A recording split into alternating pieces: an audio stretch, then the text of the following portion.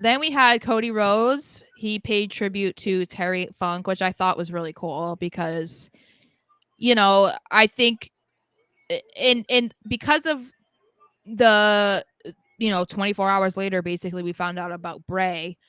You knew that there was going to be a heavy focus on Bray. Not bad, not for any bad reason, but obviously he was an active wrestler, so it like hits home a little bit more. So I like that they still gave a personal touch to what they were going to do with Terry instead of just giving him like a video package and that was it. I like that they had someone who knew him and like experienced him in life, and because we know Terry Funk and Dusty Rhodes, they had quite some battles. So Battles. I thought that this was a great way to honor him. It was a great way to honor him in what you said too.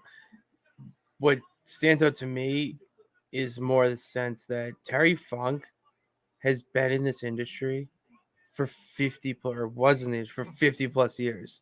It's As recent insane. as giving Dean Ambrose, John Moxley, Tomato Potato, a chainsaw to use that Brock or whoever he was fighting at that Mania ultimately said no to.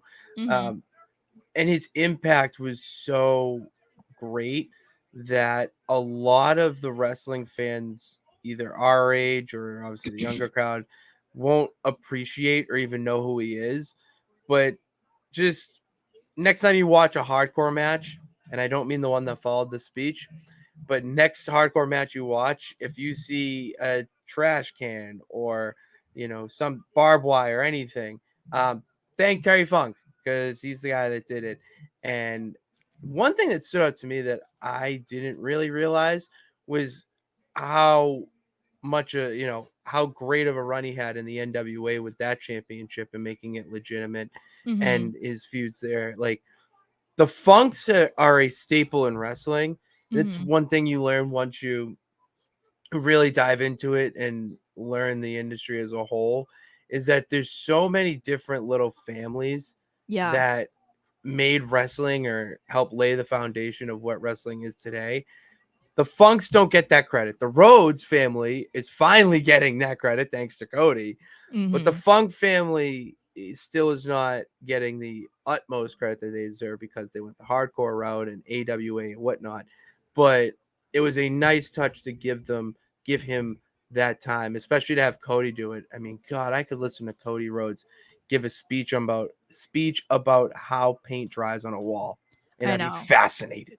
Yeah. So it was cool to hear like the personal stories that he had because, it's easy to be like, okay, yeah, they brought out Cody because he's going to get a pop.